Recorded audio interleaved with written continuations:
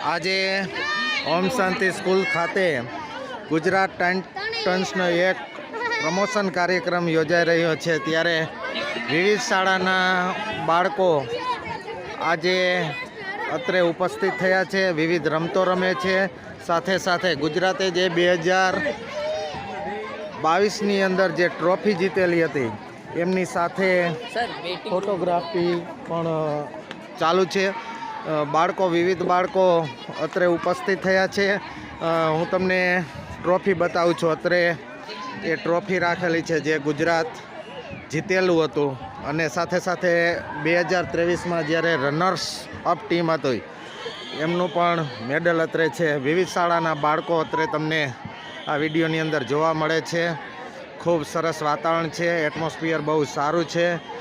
ઠંડીની અંદર પણ બાળકો ખૂબ ઉત્સાહ સાથે અને એક ઉર્જાવાન શક્તિથી અત્રે રમી રહ્યા છે.